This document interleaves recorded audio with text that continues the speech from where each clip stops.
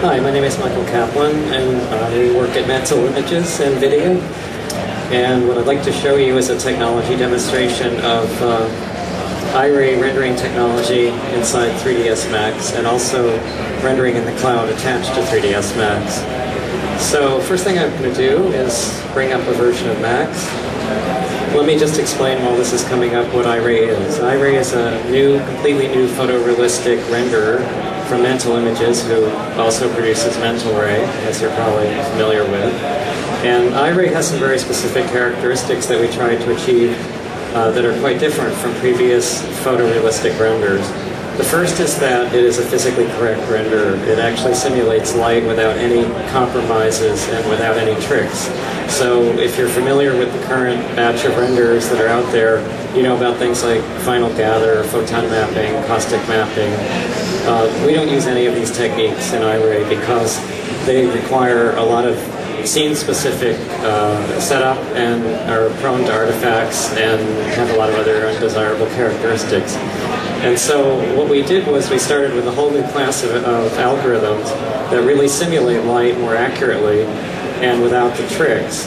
But in the past, these algorithms have not been usable in real products because on CPUs they required so much computation that they just were impractical. They would just take too long to render. What made it possible finally to start using this class of algorithms was the advent of the high-powered GPU chip that gives you immense amount of floating point computation in a small package. And so in this system I have here, I have 3 Fermi-class processors, which is supplying approximately 3 teraflop, that's 3 billion floating point operations per second. And we program iray to run entirely in the GPU so that it can actually efficiently use this computation. Now, because you have a physically based renderer, you have the ability to render without any scene-specific characteristics. You also have the ability to render progressively so that you're always seeing the image come in interactively, and you always know that it's going to converge to a predictable result. Just the longer it goes, the more the noise is resolved and the final image is produced. And finally, there are no artifacts. You're not going to get light bleeding. You're not going to get interpolation artifacts. And so the workflow goes from being very render specific, where you have to understand all of these issues, to where you're basically just setting up a virtual photograph. So here's a scene, and I'm going to pick an outdoor view because outdoor views are relatively simple. And I'm going to start, this is iray integrated into a demo of Max as a regular production render, just like Mental Ray is integrated. But you'll notice that the total number of parameters for iray are almost none. It's just how long to let it run, and then you can turn on physically correct or number of bounces. We just leave it physically correct here, and image filtering. Everything else is automatic, no scene-dependent parameterizations. So if I tell it to render, let's bring up the message window to see what it's doing, and bring up the render. Now what we're doing is we're going through the Max translation step, which you would go through for any render. This is not iray specific.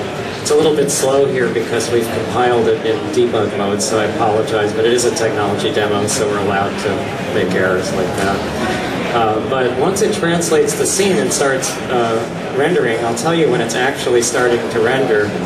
Please don't blink because you'll miss the result. It's very, very fast. And this is because, again, there's no pre-processing going on other than the standard translation from Max. So you'll see it start up in a moment. And everything you see is from scratch.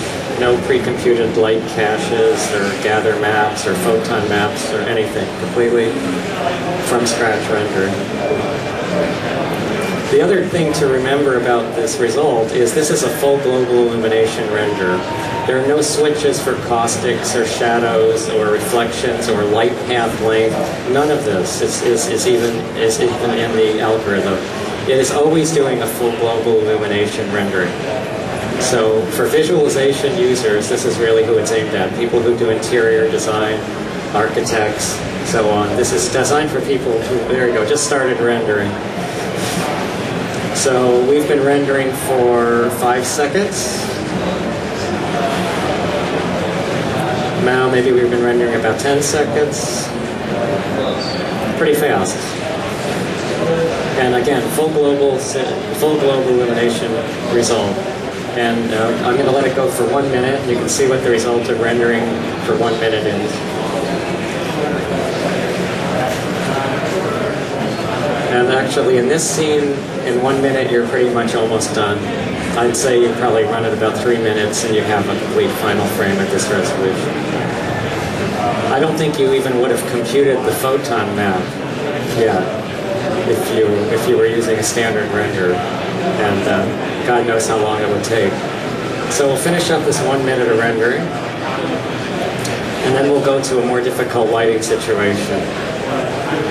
So let's go here. Let's dismiss this window here, and let's dismiss this. Let's change the camera to an interior shot. This is a much more difficult shot to render because you've got all the light coming in from the outside through glass and bouncing around on glossy diffuse floors and all this kind of stuff. So let's start up again. Again, we have this translation would normally be much faster.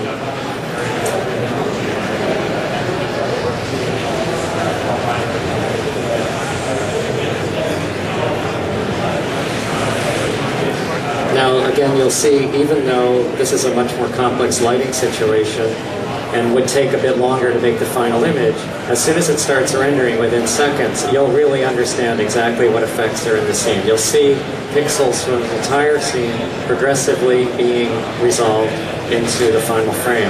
And it is guaranteed to converge to the final frame in a predictable, progressive manner, always. So you're never going to see artifacts come in later. You pretty much, it's what you see is what you get as the scene comes in. And I think this is a big workflow changer for people because you no longer have to wait. Now it's going to start rendering in a moment. I'll tell you when.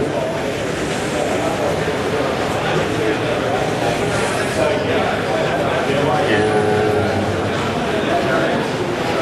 now it's starting to render. So again, 5-10 seconds, you pretty much know all the effects. You have correct shadows, subtle shadowing, light coming in through the windows, semi-glossy reflective floors.